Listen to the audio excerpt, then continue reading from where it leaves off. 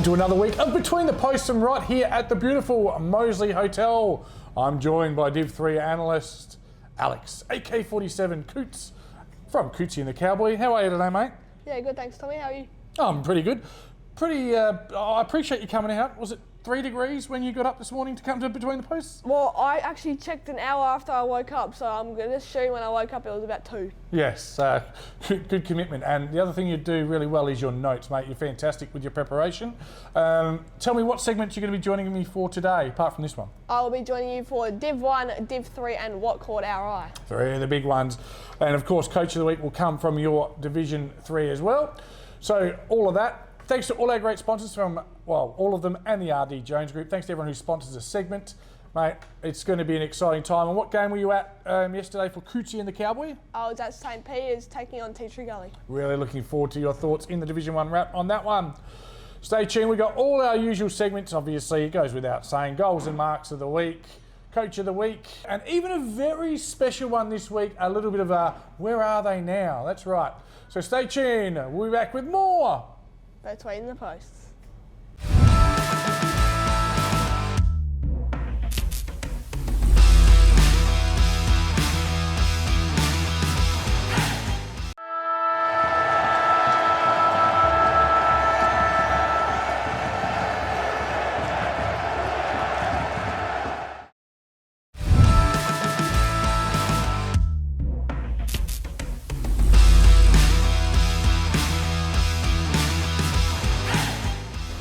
Welcome to the Division 1 wrap with TJ and Cootsy for BTR Excavation at the halfway point. Cootsy, great to have you here. Yeah, thanks for having me, Tommy. No worries, of course, the star of Cootsy and the Cowboy, formerly known as AK-47, wheelchair football premiership player. I could go on and on, mate. First game on Friday night. Yes, like Friday just gone, wasn't it? Yep. Did you win? Yes, the reserves won. A grade unfortunately lost. Ah, beautifully done, mate. Love your work out there at the lights if you want to check out the wheelchair footy. But, mate, you've seen nearly every team this year, so I'm looking forward to your input. I'll be doing this with all the commentators, bringing them in for one episode. But we'll start at the stream team, which yesterday was at Ross Trevor, hosting Salisbury North. Ross Trevor 5-8-38, Salisbury North 8-18-66. All 4 quarters won by Salisbury North, but a game you never felt completely confident in because Rocks are a dangerous team. Leads of 6-22, 23 and 28. For the Rocks, Jet Boxer kicked 2, whilst for Salisbury North, Jake Wagner, Ant Hellabout and Jacob Fisher all kicked 2. A really good display there by Salisbury North, but you've seen Ross Trevor. Just give us your thoughts on Ross Trevor, mate, because they still look like a dangerous, potent weapon to me. Yeah, Ross Trevor, unfortunately, is not that great in the wet. They can't really play those wet games, but in the dry, they're amazing. Their ball movement is really clean, and I feel like on dry days, and if we keep having those wet days, they might just slip down the ladder just a bit. Yeah, they might do. And it was wet yesterday, and the middle of the ground was atrocious. No, I mean, it's just what's happening in the middle of all grounds, but it was really hard in the middle. The clearances were hard to win, but I think the weather curtailed a little bit of what you're talking about, the aerial dominance. So guys like Wakeland and that take the big clunks. They didn't quite have the impact yesterday. Hey, let's have a look. We've got a goal of the week contender in this game. It was sensational. Have a look at this one, Cootsy. This is Ant Hellabout, inside out from the boundary, if you don't mind, to seal the win. Yeah, when Johansson gets near it, he always does little clever things.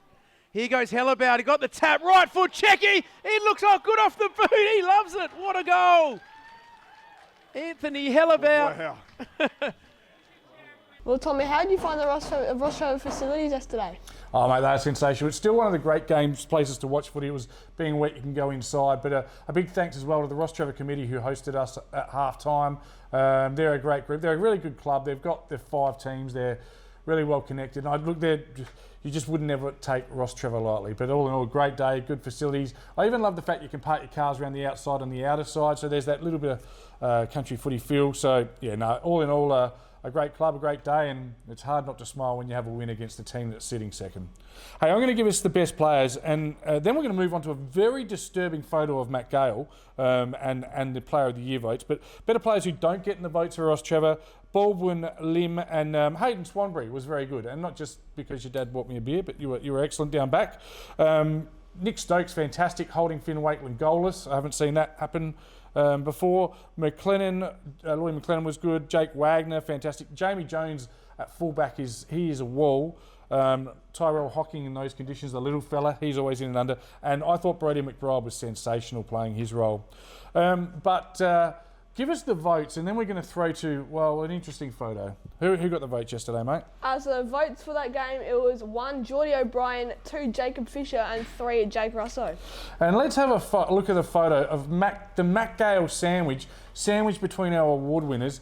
I mean, Jacob Fisher, he's got his top off most of the day anyway, but he just happened to come in during shower time, and he said, Tommy, I want a photo. So when Matt Gale asks for something, you give it to him. Have a look at this great snap. Yeah, nicely done there, Matt Gale. Big smile on his face, and I can't show you the after photo, but no, well commentated by Matt and also Nathan Woods. Excellently done, and a really good game of footy. Good, tough game of footy. All right, let's move on to our next one, and not pretty reading, but it was Glenunga 25-13, 163, PNU 7-3-45. They're broken their streak. I'm not sure if you watched the show last week. PNU had lost 3 games in a row by 114 exactly, 118 this time. Goal kickers, and there were some big ones. Abe Davis is back, the big bear. He kicked 9. Ethan Smith with 7 and Wunks with 4. That's, of course, Nick Wunky is the remaining Wunky. Margins of 56, 69, 68, 118. It was 10 goals, 2 to 1 straight goal in the first quarter. Ethan Smith having an absolute treat of a quarter, kicking 4 in the first quarter. I look at the scoreline there, Alex, and I go, a really good contest for half a game where scores are level, but in the other half of the game, it just simply wasn't a good contest. Glenunga all class. You've seen Glenunga, mate. They sit 6th, 3.5 wins. I think they're better than that. What's your thoughts? Yeah, well, I tell you, Glenunga, they have a very strong side. I mean, with full strength with Declan Fahey, Zach Smith, Ethan Smith, Abe Davis. Their team's outstanding, and Jordan West as well. Yeah. I mean, they can really make a push for finals if they have that mentality. Yeah. They've just got to get there. Wins didn't go their way yesterday. I actually exchanged messages with Abe Davis, congratulating him on his game, and he sort of mentioned, like, that didn't quite go their way. They need someone in the 5 to drop off so they can catch up. But they'll win more than 3.5 games in the back half is my read on it. Speaking of Ethan Smith, we got an absolute highlight. Apparently, he took a beautiful hanger in the second quarter. He comes charging through, gives it to Bennett. Bennett's kick looks to go inside, forward, 50! Oh, Smith! Well, Tommy, you used to coach at Glenunga. How do you reckon the Oval held up yesterday? Well, I think the Oval will be in a bit of strife. I'm not sure they'll be doing too many ground balls in the middle of the area this year without me there, but it just chops up so much in the middle, and that's where I think you've alluded to it already. You mentioned Davis, West, Fahey. That's 3 bulls in the midfield, and it's so hard to win clearances in that heavy mud. It gives Glenunga a huge advantage at home. I accept their home ground advantage to become a real important filament to them in the second half of the year. Can you give us the Player of the Year votes? Absolutely. So 1 vote, Zach Smith for his outstanding work in the defence. 2 votes, Abe Davis with 9 goals, and 3 votes was Ethan Smith with 7. What's the most goals you've scored in a wheelchair footy game? So far it's 5. Oh, I saw you. I was there the night you kicked. You got 2. 5, hey, wow. Was that against Centrals? I actually forgot who it was against. You kick that many, you just forget, don't you? I know you too, I kicked a couple myself. All right, let's move on. Let's stay focused, mate. I get sidetracked. A beauty of a game. Absolute ripper. Golden Grove, 11-11-77. They've gone down at home to Athelston, 12-11-83. Verity with 3. Pasco with 3. For Athelston, Randa with 5, Greg with 3, Russell with 2. But there's always a story, and it falls in nicely. It's Jag Meatwork, snag of the daytime, scores a level, final siren, a goal will win, a point will win. Let's have a look how Luke Tomaselli took the moment on himself. He's got a long kick on him here. The distance won't be an issue even with a heavy ball. Tomaselli with a chance, he just needs anything will do. The kick, and he goes through. It's a goal, it's a point, it doesn't matter. It's going to be celebrations for the Raggies, a massive victory. He does get the goal, but in the end of the day, they get the victory. And Athelston with a famous victory here at Harpers Field. So Alex, for me, it was a tough one to tip because Athelston are very good. You haven't seen Athelston yet. It's the only team you haven't seen apart from Payneham. But you have seen Golden Grove. Does the result surprise you? Well, I actually thought it was going to be a very close game as it was. But I thought Golden Grove would be on the better side of it because of their players like Jake Pittman, Lockie Pascoe, Cavallaro. But it seems that Atherton were just too good for them, and newly promoted side just have that eager mentality. Yeah, no, and some good matchups as well. So they obviously found someone to go on Pascoe, and Cavallaro I think was held to 1. It's heavy in Golden Grove Centre as well, so maybe the strong body of a Mitch Grigg in the middle. The other thing that makes this win very good for Athelston is Zayton Santillo out for a couple of weeks with a hamstring. So, lost a midfield weapon there, but still got the chocolates. Some of the statistics of the game, I gave the goal kickers, didn't I? So it was a seesawing battle with Athelston leading by 8, trailing by 14 at half time. A really good third quarter saw them lead by 2 and then ultimately getting up with 6 with that goal after the siren. A really good win for Athelston. I don't want to sell it short. That would be Golden Grove's first home loss, I believe, and just tightens up that competition. Interesting to see the top 2 both losing. You better give us some votes for our player of the year. So 1 vote was Kane Nurton, 2 votes Mitch Grigg, and 3 votes Luke Rander. Yeah, beautifully done. And you got a bit of mail on Luke Rander. Didn't just kick the 5 goals? No, he was playing it as the ruck as well. Kicking 5 goals, which is absurd because their ruckman unfortunately got injured and then he had to move in there and he did an excellent job. Yeah, really, really important. Obviously down to the 18 soldiers and he filled a role. And well done to Lukey Rander. It's like a fine wine, I think. I'm guessing. I think it's 28 for the season, career best form, and really one of the catalysts to Athelston finding themselves in the 5, which I don't think too many people predicted. In my ladder at the start of the year, I had them 6, so yeah, they're a good team.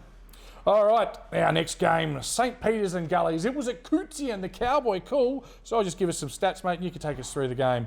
It was a close one. St. Peter's 8-7-55, Gullies 9-11-65, a 10-point win for the Gullies. Nick Michaels with 4, the heartbreak kid for St. Peter's, whilst for Gullies, West and the return of Latham. I told you it was big. They both kicked 2. Take us through the match flow, mate. How did it play out? Yeah, well, first quarter it was actually pretty even. Teacher Gully, they kicked the first 3, and then St. Peter's going back, and then Fraser Bone kicked the goal after the siren in the first quarter to make it 5 points.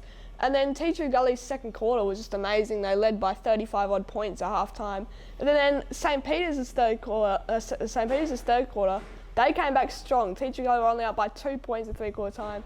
But I tell you, the conditions just suited Teacher Gully more. The very scrappy last quarter, and Tyler West did his job, taking all those big marks, and he did the job, and so did the whole team, winning by 10 points. Some of the notes I got from you and from the great Tony Neal. Hello, Tony, if you're watching. Very heavy ground, forcing a lot of desperate team play. Heavy all over or just in the middle? Because I'm at Teacher Gully. So it was at St. Peter's, wasn't it? Yeah, caterer. So yeah, she doesn't always hold the water well. Yeah, interesting to note, you've mentioned it there. Teacher Gully 4-5 in the second quarter, but then St. Peter's 4-3 in the third quarter. Yeah. There wasn't much of a breeze around Adelaide, I thought. You say, was it breezy or was it just a scoring end? There was a little bit of a breeze before the game, but then while the game was on, no wind at all. Yeah, okay. All right. Was there a Cootsie's call yesterday? Absolutely there was. There was an amazing goal in the 25th minute of the second quarter by Noah Hyde, so let's roll that clip. Kit grubs around it. Picked up by Kokolakis, the big man got to ground. Noah Hyde bursting through them all. Oh, Noah Hyde, yes please. That's a Cootsie's cool moment right there, if I've ever seen one. Cootsie, let's have a look at the better players who don't make the votes and some familiar names for St. Peter's. De Cesare's having a great year. Charlie Allen, McKinnon and Will Carter. Whilst for Teacher Gully, Kretschmer, Verrill and Latham. Oh, Brady Latham, he can play. Small, but he can play. Mate, obviously you're at the game. Any final thoughts on it? Yeah, well, Teacher Gully, they moved themselves out of the relegation zone and actually put St. Peter's in there, so that's probably a big upset in which no one was predicting St. Peter's to get in the relegation. But anyway, the Player of the Year votes, it was 1 vote Henry Nelligan from St. Peter's, then 2 votes Noah Hyde and 3 votes Chris Olsen. What was it about Chris Olsen's game that made him the best on the ground? Well, his running was just elite. He never stopped working. His kicking was amazing, and that's the same to say with Noah Hyde. So that was a very tough call to see who gets 3 votes and 2 votes. Yeah, they're both having great seasons. Some interesting photos appeared on our commentator chat as well of Chris Olsen. Very happy winner. Good on him. He's a lovely boy. Let's move on to our last game of the round. Sacred Heart 9-10-64. Port District 17-8-1-10. It was at Sacred Heart. It was a 46-point win there too. Port District, it started well for Shock. They kicked the first 2 goals and there's some excitement around the place. Are Port going to get done? But it wasn't to be. Goal kickers for Sacred Heart. Smith, Reggie, Rapina both kicked 2, and Connor Gloyus should be giving me a shout out because he lost his boots and I found them for him and he came and picked them up from my house on Friday. So he chucked the boots on and kicked a couple of goals. Well done to Connor. For Port District, Harry Dwyer 4 goals, Burnell, Jackson, Shepherd and Gray all with 3. The margins 7, 28, 12, and in the last quarter Port District just did Port District things. 8 goals 1 to 2 goals 3. A Port District masterclass. You've seen them both, mate. Firstly, a comment on Sacred Heart. Yeah, it was Sacred Heart. I saw them in the first 2 games of the year. One of them was against Teacher Gully, the other one against Glenunga. Yep. I feel like on their day, they're a really good team, but I feel like they did have some outs when I played. When I commentated, there was no Bo McRae. One game, there was no Connor Gloyus. So that if they lose a couple of those key players, then they're just not that perfect side. But on their day, they are very good and they can probably beat anyone. Yeah, and following on from that, they've just had a couple of boys head off to Europe. And they're not the only club. There's 3 Division 1 clubs with players going to Europe this time of year. I'm not sure what's happening in Europe, but yeah, good luck to them, I guess. European holiday in winter. You've seen Port District, haven't you, mate? Gee, they impressed me in everything they do. Yeah, exactly. Port District, they're just being Port District like they did last year. Everyone predicted them to be nearly undefeated this year, but that hasn't gone as they're liking. But I definitely think they'll finish in the top 2 eventually at the end of the season. Yeah, I think the more important stat for them is can they be undefeated on grand final day? That's the one they really set their sights for. So you better give us some votes for Player of the Year, please, Alex. So 1 vote goes to superstar Joey Haynes, 2 votes Sam Gray, and 3 votes Harry Dwyer for his excellent last quarter performance. Yes, well done there, mate. And Harry Dwyer just having quite a nice season, putting together a good body of work. All right, we're at the halfway mark of the year, so we're going to bring that ladder up and have a look. And as I said, the top 2 teams were defeated. So you've got your ladder there, beautiful. So come back to the pack just a touch with 7 and 2. Port District 6.5. Salisbury North 6 and 3. Athelston 5.5. Then it's a 2-game gap with just a little bit of percentage to Glenunga and Sacred Heart and Tea Tree Gully, while St Peter's 2.5 wins, Payneham 0 and 9. Question without notice, tough question for you, mate. Halfway mark, 2 games clear. Is the top 5 set? Well, I'm going to say it is. Yeah, right. I reckon it stays how it is with a couple of changes within the 5, but Golden Grove, Ross Trevor, Port District, Salisbury North and Athelston, I reckon those teams will all stay in at the end of the year. Yeah, the only one I can see coming in, and the other teams are going to hate me for this, is Glenunga. And you look at the percentage, 53.29. Great first game, great 9th game. The 7 games in between, cruel by injury, and everyone has injuries, I know. I just think they underachieved and left some on the table. But Athelston just keep turning up, and if they keep winning games of footy, you can't go past them. So another very big game this week, which is it's a nice little segue for this week's games. I'll give you the game, the round 1 result. You give me the tip. You tell me who's going to win, all right? And they put our little faces up. Oh, it's good stuff. Jack Jonathan, what a great editor he is. Tea Tree Gully and Salisbury North at Tea Tree Gully. The first time when they met in round 1, it was Salisbury North by 19 points. Well, I'm very sorry, Tommy, but I'm going to tip an upset Tea Tree Gully by 2 points. That's all right, as long as footy's the real winner. I'll take Salisbury North, but yeah, I don't trust Dylan Weaver. He's a meticulous planner and they'll be ready. If Brodie Latham gets off the chain, Tea Tree Gully win, but I'll take Salisbury North. Huge game, 2 top 5 teams. Athelston hosting Ross Trevor at Athelston. In the opening round clash, it was Ross Trevor by 47 points. Yeah, well, I'm taking the table turns. Athelston get the win by 3 points. Wow, you've gone against me again. I'm going to take Ross Trevor with absolutely no certainty. It's going to be a close game, but I don't think Finn Wakeland will have 2 bad games in a row. And he wasn't bad, you say, but he was shut down. I'm going to stick with the Rocks, but no confidence whatsoever. PNU, this is a big chance for them. Can they get their first win? They're playing 9th place St Peter's. St Peter's coming off 6 losses in a row. Can Payneham get the job done? In round 1, it was St Peter's by 59. No. St Peter's win. Thank you for your in-depth analysis. No. Hey, honesty's the best policy. Yeah, I agree. St Peter's should win. Port District and Golden Grove. Probably doesn't get any bigger than this one. It's 1 versus 3, but it's at Port District, 3rd place Port District. It was Golden Grove by 20 points in the grand final rematch in round 1. Can they do it again? I reckon Port District take it. Yep. By 16 points. I agree with you, and I agree with the margin too. I think it's spot on there. And last but not least, you were there in round 1 to watch Glenunga win by 41 points against Sacred Heart away. Now they're at home in that mud heap of Webb Oval. Lovely place though. Once again, yeah. I'm flipping it around. Sacred Heart win. Sacred Heart win. That would be one of the upsets of the year, and Nathan Grime will tear the paint off the walls. You've been outstanding. I really appreciate you joining me, and obviously you've seen all the teams. I did this to my co-host last week. I want who wins the Div 1 Grand Final from here, AK, at the halfway mark. Who wins it? I'm going to say Port District. Yeah, I tend to agree with you. All right, this has been TJ and Cootie with the Division 1 report. Thanks for watching, and we'll be back next week.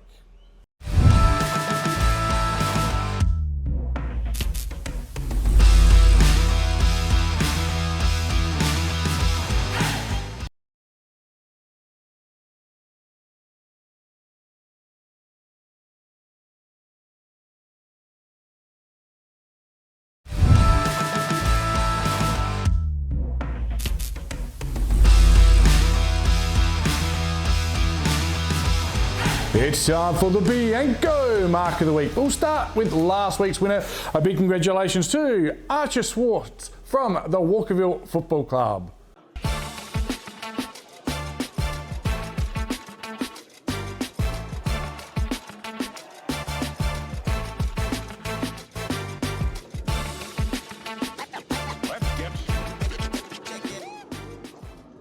Make sure if you see it, you send it to jack@filmingfooty.com.au. Let's have a look at this week's Marks of the Week.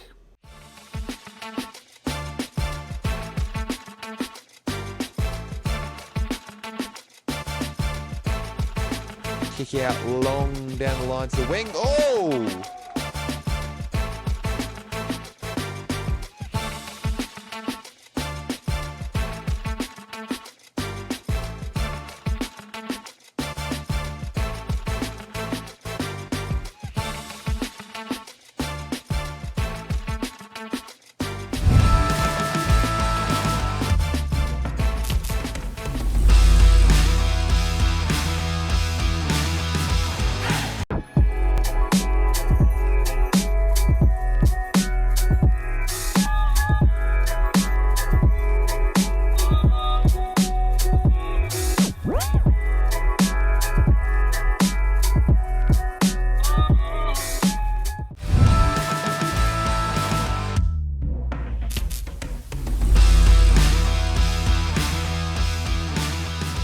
And welcome to one of my favourite segments. It's What Caught Our Eye. Brought to you by Sam Doman and Co. Now, Alex, what we're going to do today, again, I try and just to give myself, I'm time poor, I pick a game that I think is game of the round each week, and we're having a look at that. But also this week, at the end of each division, we're going to have a look at the ladder, just see what it tells us. But, mate, you're going to open the batting today. Take us through. We started Div 7, please, mate. What did you have for Div 7? So, Div 7, I've got the ladder. Hackham in 3rd with 10 points, Mitchell Park in 4th with 10 points, Brahma Lodge in 5th with 10 points, and then West Croydon just outside the 5 with 8 points. Yeah, no, beautifully done. My game I previewed was it was time for Mitchell Park to put the big boy pants on and take a scalp. And they were at home. It was Mitchell Park 12-10-82, Century United 8-8-56. A really good win for the Lions. Burbridge, Tassel and Vassy were the stars, whilst Mac Fisher continues his good season in front of the sticks with 5, whilst the Century United, Piddington's putting together a good year, and Tommy Swain Atkinson just keeps hitting the scoreboard with 3. Let's bring that ladder up, please, Double J. And for me, in Div 7, it's a race in 6. You've mentioned it already. It only becomes 6 because West Croydon upset Brahma on the weekend. Well done to the boys out there on Hanson Road. 4 and 5 just breathes a bit of life in, and any one of 6 teams for me can win the flag in Div 7. What did you have in Div 6, mate?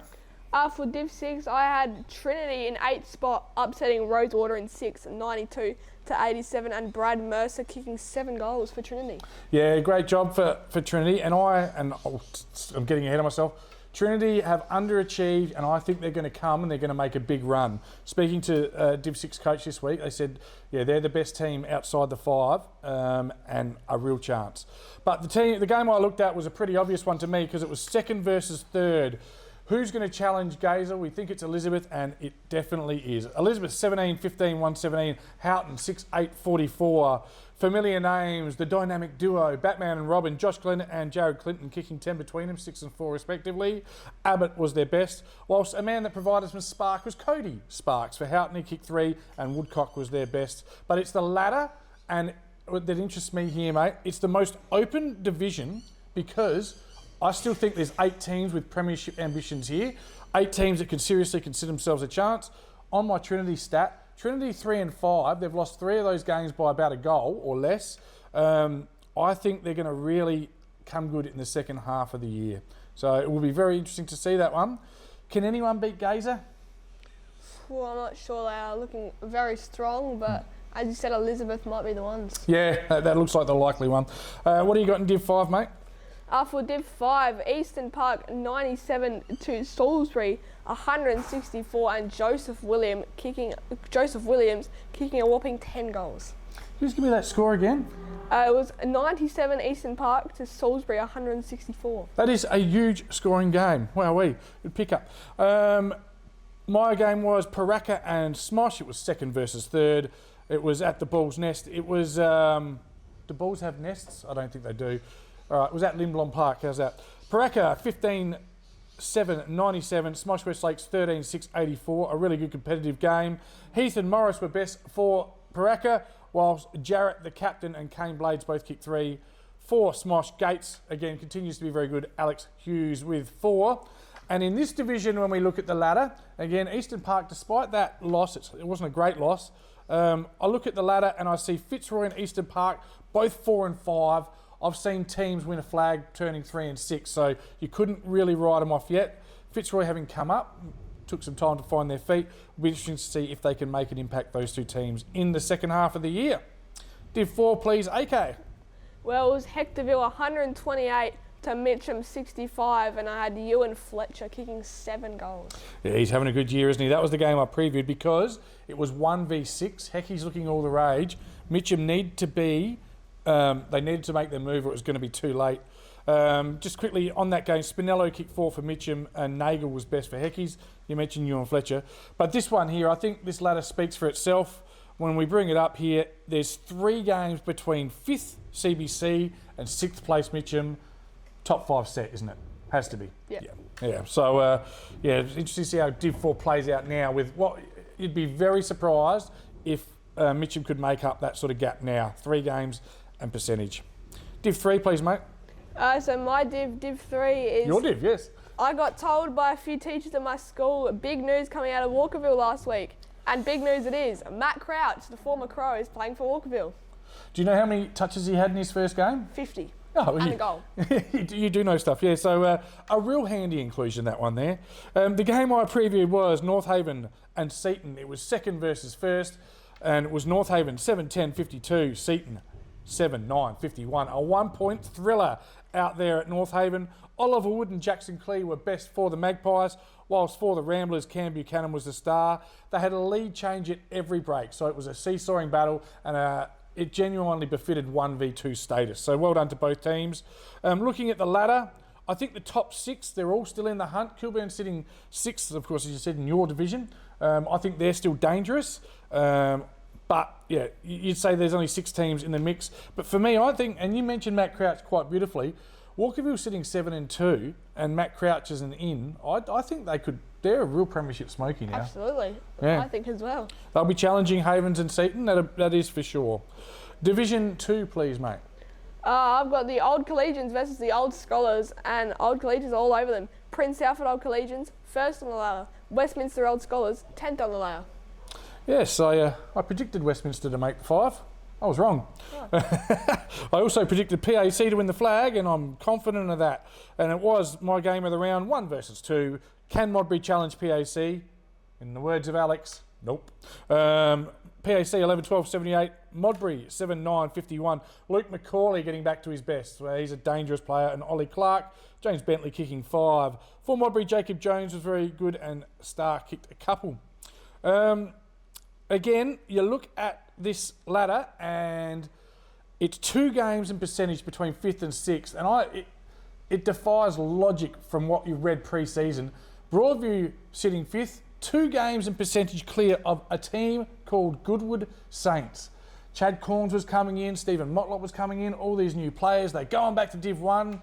Can you believe they're sitting 6th? Yeah, I know. Well, I had an interview with Chad Corns pre-season, and everyone thought that they was going to be that team who dominated the whole comp. But it seems like Prince Alfred are doing what Goodwood were meant to. Easier said than done, that's for sure. And Goodwood Oval at the moment is muddy. I don't want to be derogatory about the oval. It's not their fault, the oval. It is chopped up to goodness. So there's not a lot of... It's not easy to play high-quality football. It's heavy, hard, slogging football. So there's no easy way out for Goodwood. And yeah, maybe the top 5 is set. And a big shout-out to Broadies. People pre-season saying they wouldn't win a game. I said watch out for Broadies. But they've even overachieved on what I saw. So well done to Luke McCracken and the team. All right, Div 1. Well, I got Paynham and a couple of things on them. Losses, 114, 114, 114, 118. And also they've conceded over 1,150 points, which is nearly 500 more than any other team. Yeah, they're going to get relegated, aren't they? Unfortunately, yeah, I reckon. We've got a bit of a studio audience to our left, and there's a lot of nods. Yes, very, very, very well versed, in tune studio audience. The game I previewed was a 7th versus 9th because the loser would be in the relegation zone and the winner percentage off of 6th. So a big game, and it was St Peter's looking to erase a 5-game losing streak, taking on Tea Tree Gully. St Peter's 8-7-55, Tea Tree Gully 9-11-65, a 10-point win. De Cesare best for St Peter's with Nick Michaels bobbing up with 4. Noah Hyde and Chris Olsen were the outstanding players. That's the game you commentated, isn't it? Yep. Yeah, so just tell us a little bit while I got you here, mate. We've talked about Olsen in Div 1. Check out the Div 1 wrap. Noah Hyde, tell me about Noah Hyde. Noah Hyde, he's almost like a Josh Shelley type player, same number as well. He's an absolute gun in the midfield. He runs all day and he just bursts through the packs. He got a couple fend-offs and then a goal, which earned him the Cooties called Player of the Day. So he's an absolutely outstanding player. Watch out for him. He could get a big club move in the future. You lost me at Joshua Shelley, but I think I played with Noah's dad as well. So, yeah, no, good footballer, good stock. So, yes, as I said, St Peter's now into the relegation zone. Big win for Tea Tree Gully, only percentage behind 6th place Glenunga. But, again, the ladder, we talked about it in Div 1, so we won't go into it too much. We look at it, top 5 potentially. Alex thinks it's set, I'm not sure. 2 games between 5th and 6th, Athelston and Glenunga. Glenunga will come, it's just a matter of will Athelston or Salisbury North, Port District, unlikely, will they trip up? So this has been the Sam Doman What Caught Our Eye. Thanks for joining us, Alex. Thank you for having me, Tommy. No worries, always a pleasure, and good luck on your commentary duties next week. Thank you.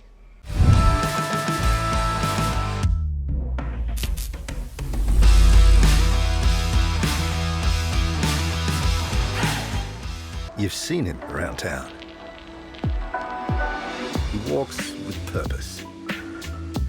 With only a short introduction, he leaves a lasting impression. This morning, he was a regular guy in a tee. Now, he's fitted with confidence.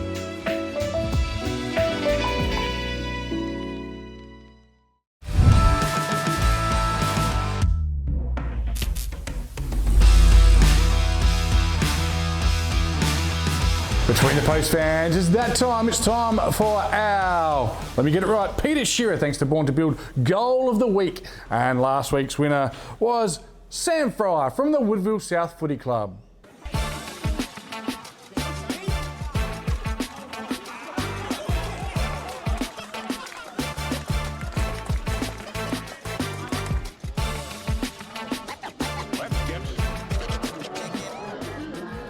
Congratulations to Sam. Now, I always say it, you see it, you send it. Yesterday I saw it, so I sent it. So one of my nominations is in there. It's that easy. You just send them to jack@filmingfooty.com.au.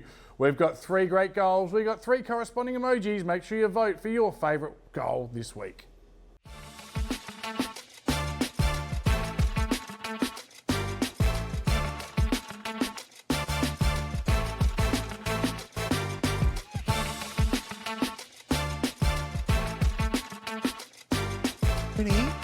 Wobbly old kick. Now Hildyard arches the back. He's hard up against the boundary line. A beautiful goal.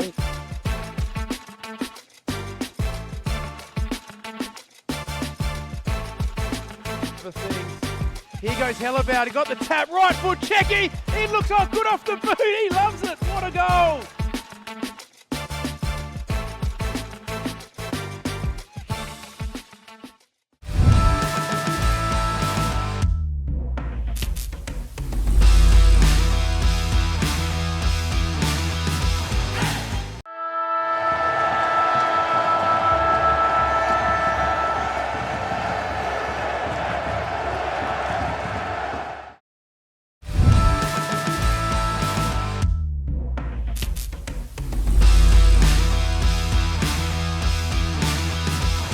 Welcome to Between the Post Division 3 analyst time. I should say 9 News Division 3 with our good friends, guys like Tom Wren and Dylan Smith doing a great thing on 9, my favourite channel. Alex, I love it when you come in because nobody prepares like you. You've got notes coming out the yin yang. They're all over the place. I don't know what you're going to do. You're like a mad scientist there, a bit like me. Where are we going to start? We're going to have a look at last week's game? Yep, so we're going to start off North Haven versus Seton, first second, the game that everyone was looking forward to in Div 3. It was coming up for a few weeks and everyone knew these are the two best teams by a mile. Tyson Friend kicked 2 for North Haven, and Brody Smith normally has an outstanding game. He kicked 9 earlier in the season and 1, but North Haven have kept him to a goal. Quiet. Yeah, I looked at the teams and everyone was there for North Haven, all the big names playing on 15 points as well. Sorry, for Seton, pardon me. I said North Haven, but it was North Haven too good. Oliver Wood and Jackson Clee, the stars for North Haven, but these two teams match up well, and it won't be the last. Well, they'll meet again in round 18, obviously, but I think they might meet the following week after that as well. Who knows? So, yeah, interesting. These two, definite must-watch. Next game is Foss Camden, 5th on the ladder, just with a 2-point win over Lockleys, 9th on the ladder. Lockie Treadwell got 3 goals for Foss, and Matty McDonough got 5 for Lockleys. Yeah, Lockie Treadwell, former Glenelg junior.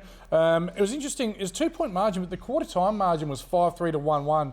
So a really good fight back by Lockleys, but it's really been a story of their season. They've shown patches, but still find themselves in the relegation zone. For me, one of the reasons why I was so up and about Foss at the start of the year, I had them in my top 5. I had them in the grand final, actually. It was a guy called Henry Papatolis, star footballer, former medalist, and he was best for the Phantoms yesterday.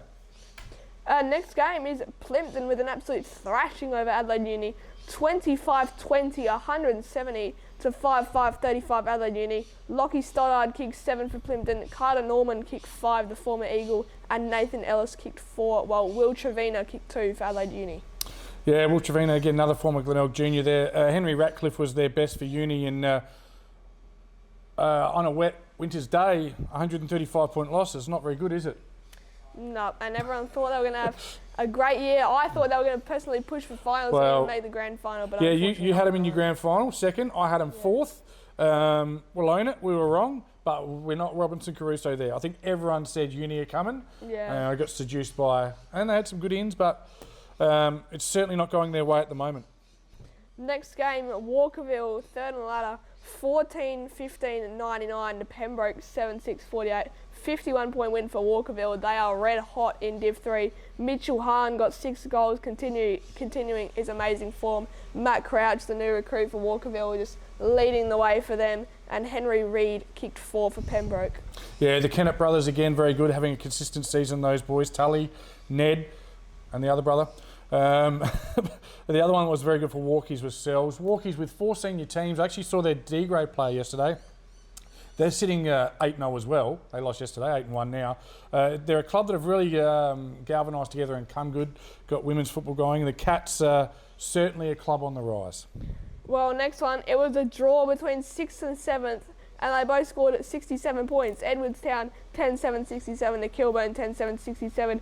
Kilburn with a big 4th quarter comeback. They were coming the whole game. Edwardstown had the lead at quarter time, half time, and 3-quarter time. But Don Barilla helped that fight back with 3 goals, and they ended up getting a draw, which really narrows it on the ladder now. Yeah, Logan Hill very good for Edwardstown, but Captain Jaden Davidson was the star, and as you said, a good fight back from Kilburn. Absolutely crucial that they had that one. It takes percentage out of the equation as well. A good win could see them jump into the 5. Well, speaking of the ladder, so we that's now right. have the ladder. We do have the ladder, mate. Take us through it. So in first, it's North Haven, 8-1. They have the 7th offense and the first defense. So not a great offensive rank, but their defense just wins games for them. As I say, defense wins championships, and that's the same thing in every sport. Yep, they're certainly a team that we both underestimated pre-season. Got that one wrong, and they'll be there. Whether they're in the last Saturday in September, who knows? But they'll certainly have a good finals run this year.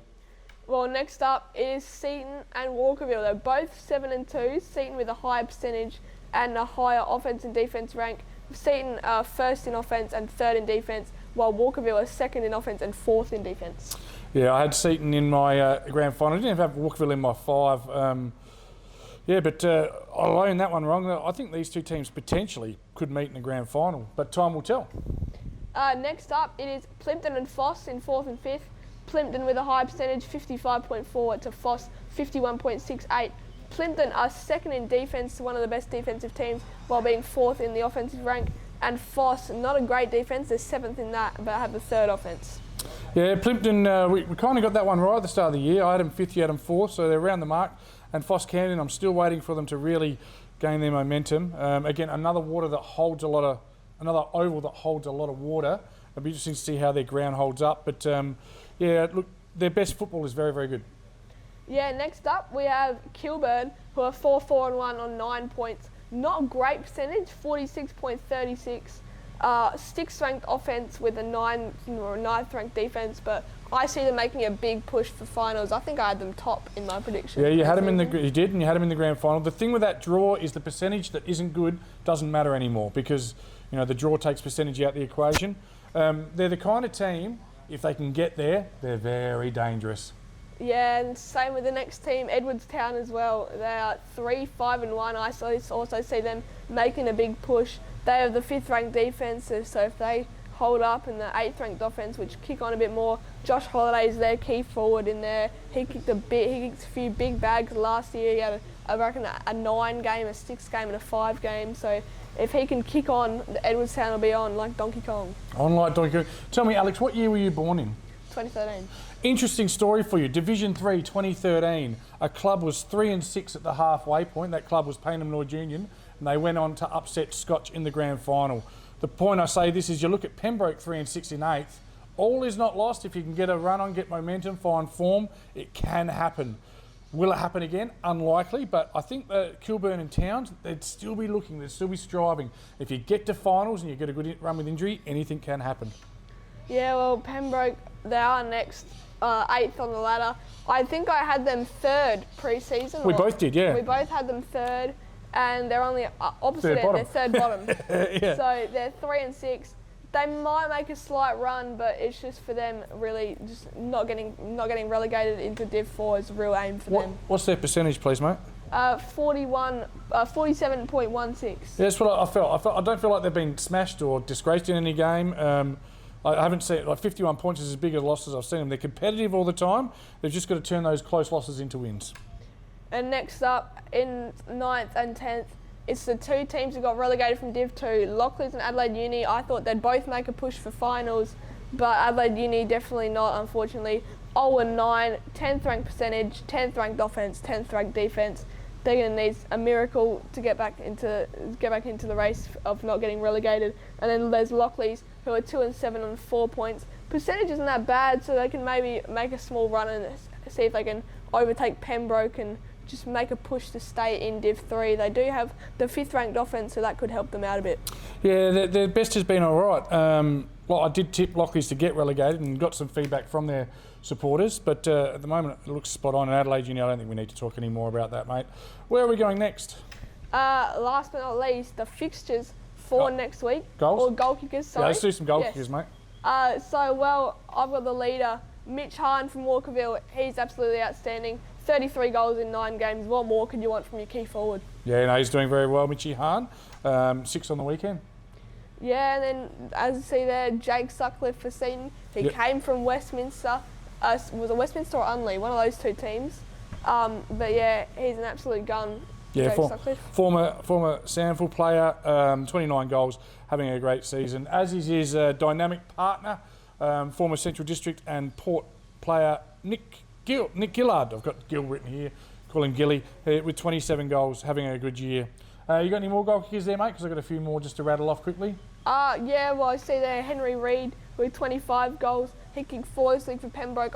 They only kicked 7 as a team, so very good effort for him. And your teacher, he's in there? Josh Holiday. Yeah. Yeah, he's always going to be in the goal kicking race. He's absolute gun for Edwardstown, so looking forward to see what he can produce the rest of the season. He's got 23 goals. Yeah, Ben Harron, former Centurion, with 21. And rounding it out, Carter Norman from Plympton has done well to kick 20. What about best players this year, mate? There's been a couple of absolute standouts. Yeah, well, there's 2 written down for me. Tully Kennett from Pembroke, 7 games in the best player votes out of 9, and same as Jock Van Kempen from Foss Camden. No worries, there's a host of players on 6. I'll just rattle them off nice and quickly. Noah Allgate from Kilburn, Ryan McInerney from North Havens, Kane Pearson, Pembroke, Jack Horgan from Edwardstown, Mitch Hahn from the Cats is kicking goals and getting the best players. Cam Buchanan from Seaton, who was best on the weekend. Logan Hill from Towns, also best on the weekend. And Stewie Tavner from Plympton, 6 times in 9 in the best and fairest. For those of you that like maths, that's 66.6666% times in the best players, or 2 out of 3. All right, mate, this week's games, they are huge. We're coming back to where we were in round 1, so we've got a bit of a form history as well. So what's the first game we're looking at? Pembroke versus Adelaide Uni. I reckon if Pembroke do want to make a run, this will be the start of it. Pembroke by 40 points. Yeah, so in round 1, this is where it all started going wrong for Adelaide Uni. It could be so different if they didn't get beaten by just 4 points in round 1 at home. Now they're away from home, and did you say Pembroke by 40 points? I think it might be a bit closer than that, but I'll take the Kings as well. Next up, Lockleys versus Walkerville. I reckon Lockleys will put up a massive fight, but Walkerville just hold on to Walkerville by 25. In round 1 at Walkerville, it was Walkerville by a solitary point. I think it'll be Walkerville by a fair bit more than that. This time, I love that you give actual margin. I'll go Walkerville by 32 points. Next up is Seaton in second against Plympton in fourth. I reckon this could be up there for game of the round. I reckon Seaton run away with it though, Seaton by 16. Yeah, Seaton won by 7 points in the opening round of the year, and I expect them to win again. Next up, Kilburn versus Foss, and now I'm going for a wild prediction. I'm tipping the draw. A draw! 2 in a row for Kilburn, I reckon. 2 draws in a row. I'll tell you what, if it's a draw, I'll buy you dinner, mate. Foss Camden won the first game by 53 points. They won't win by 53 points at Blair Athol Reserve. It'll be a lot closer than that. But I think Foss Camden will create some distance between 5th and 6th this week.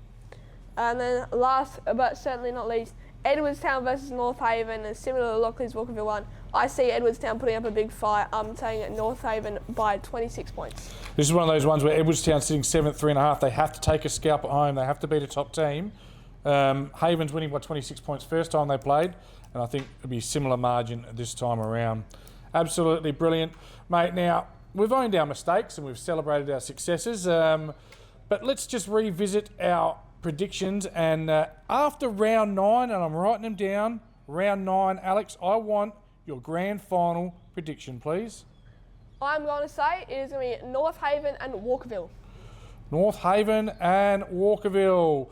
I'm going to do something completely ridiculous, and I'm not going to have the top team in my grand final. I'm going to predict Seaton and Walkerville. Be interesting to see how that plays out. Thanks, mate. Fantastic analysis as always. Stay tuned. Oh, do you know where you are next week for commentary? I'm not 100% sure, but I'm thinking maybe Teacher Gully and Salisbury North. Oh, well, I'll be sure to catch up with you there, mate. To be a good game, and thanks for all your work in Division 3. We're back with more Between the Posts.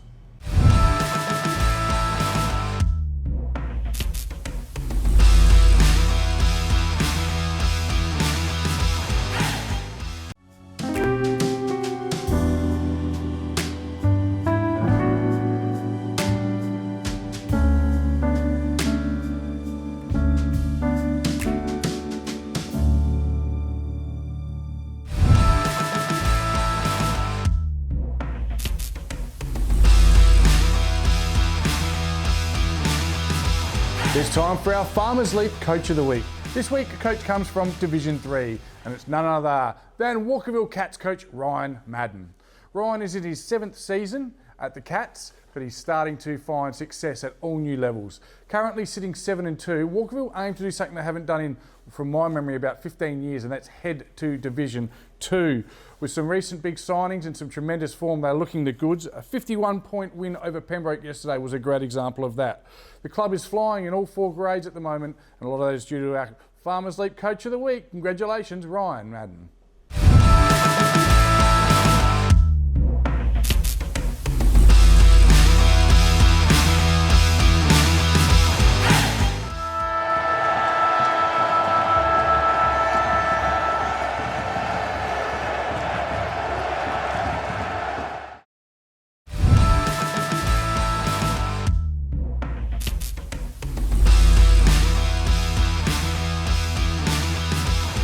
And a special treat for Between the Posts viewers. We've got a little segment called Where Are They Now? Well, he's right here. Welcome back to the show, Lockie Gould. Oh, Tommy Javor, it is great to hear your voice. It's great to be back as well, mate. Now, you joined us yesterday on commentary, which was fantastic, mate. But obviously, you're my co-host last year. You're heading up the stream team, but now you've gone on to, well, I don't want to say bigger and better things, but it is true. You're now a journalist. Tell us where you are and what you're doing. Yeah, so up at the Broken Hill Times in Broken Hill, good fun. I do a lot of the sports reporting up there, a bit of general news, do some writing, and then obviously calling for 2 Dry as well. Calling the Broken Hill Footy League, which is good. Fantastic. And we see you in the Crows rooms all the time, looking awkward a little bit. Are you waiting for interviews? Why do I keep seeing you on television? Yeah, so writing for another paper down in South Australia as well, just helping them out with some stuff. So the Crows have been pretty good to me. They give me Isaac Cumming and Tex Walker as Broken Hill lads, and as the rest of the clubs as well, they always give me someone, which is lovely.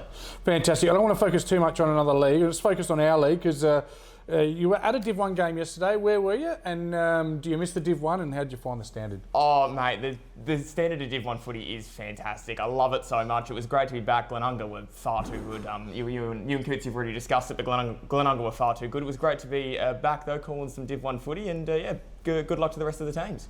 No worries. Let me ask you this, mate. Your Division 1 tip, I know you keep a close eye on it. Mm-hmm. I know you watch the show every week and I used to be there. Div 1 tip, who do you like? I like Port District. I mean, it's very hard to go past them at the minute. They look very good again, to be honest with you. So well done to everyone out there. Yes, and I'm going to ask you a bit of a sheepish one. Who's your Div 2 tip this year, Alex? That'd be PAC. So I was close. I was just a year off in a division off. You were a year in a division off, but I've given you enough grief over that. Hey, mate, look, it's really good to have you back commentating when you are, and have you back on the show. I feel personally really proud that I've been a very small part in your development. I make people famous, then I just stay here doing this for 20 years, but it's where I want to be. But I'm really proud of you, mate. Well done. You've done a great job, and all the best with the future career. And it all started on Between the Posts.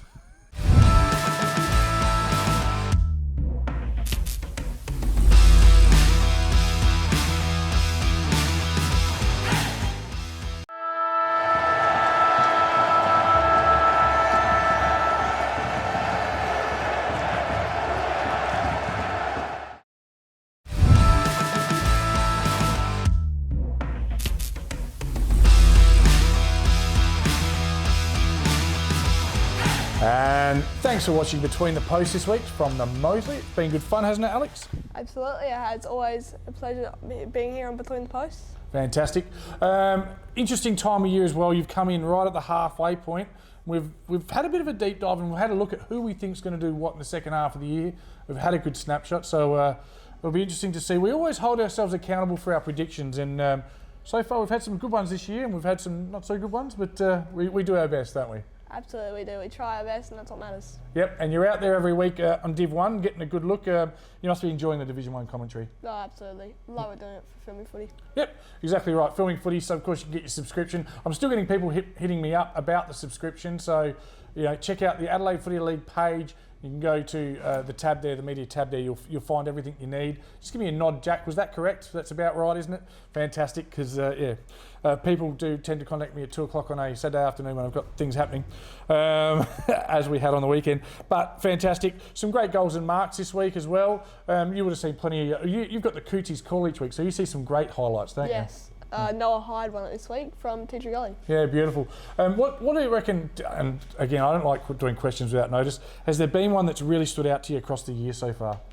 Or I reckon Jet Boxes a couple of weeks ago, that one Cootsy's called. That was probably the best one I've seen. Yep, I love how fired up you get for it. You've learned to use your gears beautifully. When it's time for Cootsy's call, take the voice up into the threshold of pain. Good stuff. And keeping Tony in line as well, which can be a tough job.